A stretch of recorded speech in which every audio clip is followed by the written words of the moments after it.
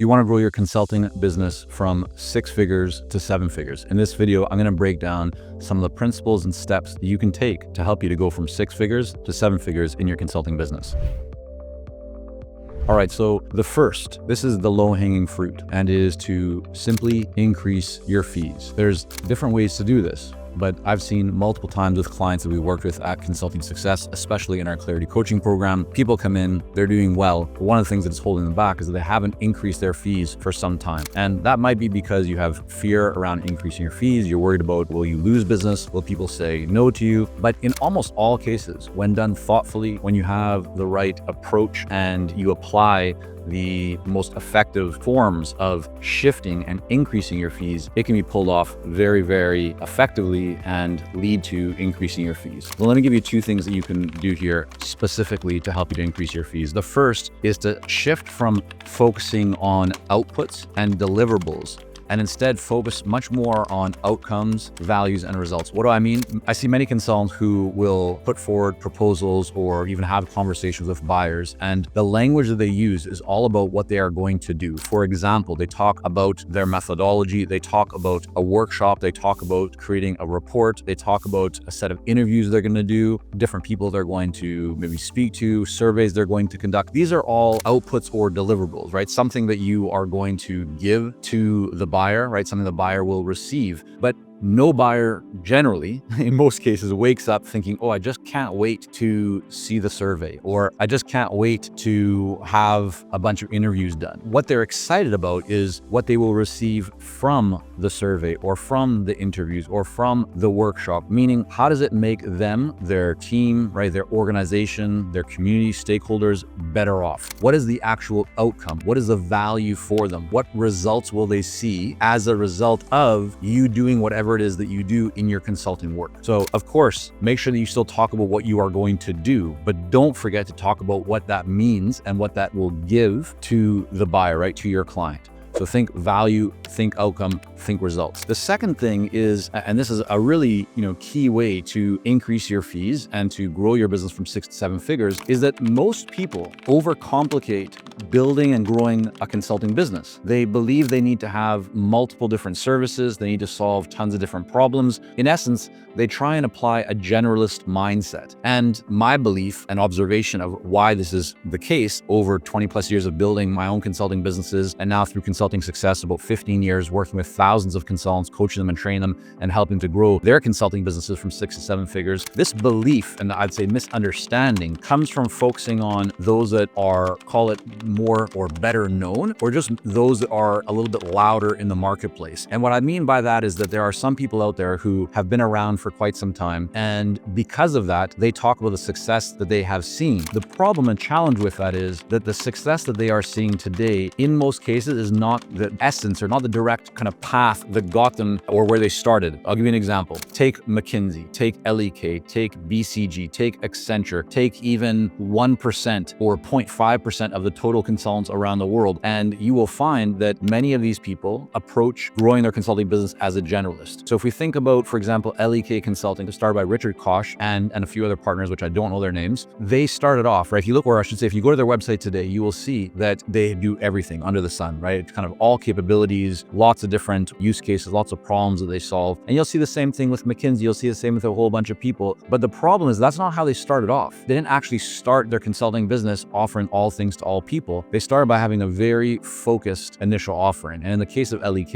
it was shareholder valuation advisory services. They picked that area of focus because that was an area that the larger, kind of more established at that time consulting firms weren't really focusing on. And then you might say, well, but I know other successful solo consultants, maybe some that have even written books or have been around for a while, and they talk about being a generalist and how valuable that is. Yes, I mean, that's worked for them, but I can tell you from working with thousands of consultants that the generalist consultant from a starting point, meaning that they start off generalist and they see great success, it's less than 1%. You will find that over time, people will expand their service offerings. They will start to maybe solve additional problems. They will add additional products or services, but that's not how they started off. And this is true beyond the world of consulting. If you look at some of the most successful companies, they didn't launch with 10 or 15 or 25 different services or different products or different SKUs. They launched with 1 or 2. So back to my suggestion here and really my observation to share with you, and of course, none of this is legal or financial advice, I'll just put it out there, but here's what I've seen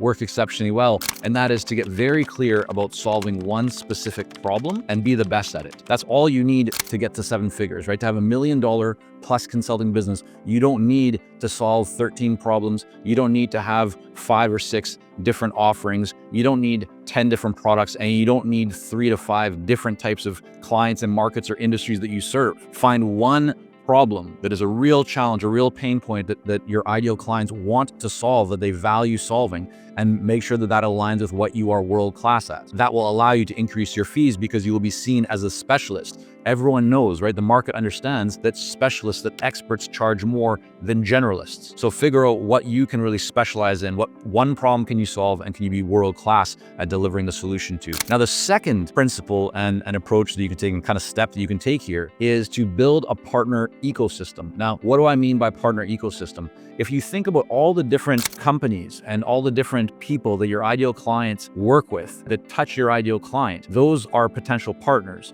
So let's just take the example that you work in healthcare and your ideal clients are CEOs or CFOs, right, of, let's say, mid-sized healthcare clinics or organizations. And in that healthcare marketplace, there are typically 2 very established software companies, and they provide a bunch of software to this healthcare, industry that you also serve. It might be payroll, it might be CRM, it might be something else. Those are potential partners for you. There are also, you think about law firms, you think about accounting firms, you think about design, branding firms, right? If you start to expand your mindset, you will see that many different companies and people provide products and services to your ideal clients. If you create a relationship with those people, you have the ability to receive referrals, introductions to the people that they already have access to. And of course, you can reciprocate and do the same. Now, if you have one partner like this, right, it might send 1 or 2 people your way, depending on the relationship and depending on the opportunity. But if you build up an ecosystem of 5 or 6 different partners, maybe you have a lawyer, you have an accountant, you have a design firm, you have a couple of software partners as an example. Now, over time, each of them is sending you 1 here, 1 here, 1 here, 1 here. That starts to add up and can really take your business to the next level and provide you with significant opportunities. Not to mention that referrals and introductions are the most powerful type of business that you can receive, other than somebody consuming your content and reaching out to you. I mean, that's also very powerful, but somebody talking about you and saying, hey, I really think you should meet this person, or I know somebody that you should talk to. There's lots of ways that intro might happen, but an introduction or referral is a very powerful way for you to be connected to a prospective client. It costs you less, right? So the cost of acquisition is significantly lower than you trying to market to them, but also you're having the transfer of value and trust from the person making that introduction for you. The third way for you to grow your consulting business and go from 6 to 7 figures is to productize your service offerings. This was once, if you go back many years, call it 10, 15 years, not many people talked about productization. Not many people saw the application of productization to smaller firms, or it was done by smaller firms, but really as like a little piece here or a little piece there. Over time, right, what's really shifted in the marketplace is that consulting firm owners have seen, they understand the benefits of productization. It's easier to sell. You have a shorter sales cycle. It's easier to hire and train people. It allows you to step out of the business. The business can manage itself more because, again, you can hire people. You have standard processes. You're doing the same thing over and over. So it doesn't require, it's much easier, right, to replace yourself in the business, which means that you can now shift to focusing on higher value areas, which might be going out and winning more deals. It might be creating more partnerships. It might be spending time working on the strategy of the business, which might be to increase the fees or do something else. But productization, it's so beneficial because it removes the complexity from your business. I mentioned, right, easier to sell, shorter sales cycle. Why do these things matter? Well, if you think about it, if you approach a prospective client and you have a conversation with them and you're talking about all the different ways you might be able to serve them, or you're not clear on your solution because you have customized services, generally that conversation or that sales cycle is going to take longer and it's going to be harder for you to sell because there's a lot more variables and more to work through. But if you're very clear, back to my earlier point about this is the one problem that we are world-class at solving, and you talk about your solution and it's a compelling solution, that's very easy to sell and had therefore a shorter sales cycle because there's less consideration required. Here's what we provide. We have the solution to this one problem. It's essentially you've productized your offerings. So shorter sales cycle, easier to sell. I didn't mention profitability, which is that generally firms and consultants who provide productized services tend to be much more profitable than those providing customized services, partly because in order to deliver customized services at a larger scale, you need to hire more people. You need to have people that are more senior, who have the ability to and experience to handle more complex and custom solutions and different types of situations. Whereas when it's productized, you can, in many cases, get off of more junior to mid-level people, still very skilled, very smart people. But the difference is that they just need to follow the playbook. They just need to follow the process, the system that you've built, because you know that when somebody follows it, the results that are delivered are consistent. Now, the fourth way for you to increase your revenue and go from a 6 to a 7-figure consulting business is to increase and find ways to increase your LTV. LTV stands for lifetime value. And it's an acronym, it's a metric that people very early on in really all areas of business, but especially, or I'd say, and consulting, don't often think about, and they may not even be familiar with. But it's one of the most important metrics as your business starts to mature. So if you're just getting started, don't worry about lifetime value too much. However, when you have some experience, when you know what problems you solve, you know what you're exceptional at solving and what your services are, you have some experience, right, working with clients and kind of understanding the marketplace, and your revenue is growing, you certainly and definitely want to be focusing on LTV. And LTV is really about making every project and every client, right, every engagement more valuable. And this is important because for most consultants, they're not in a volume-based business. Even if you productize your services, for most consulting firms, their goal is not to bring on, 100 or 1,000 new clients in 1 year. It's generally much more focused on value, meaning that every client is worth a lot more, and you find ways to increase the value of that client. So how do you do that? More tactically, you can sell deeper into the organization. You can sell, for example, let's say you're working with the sales department and providing a certain productized workshop or training program.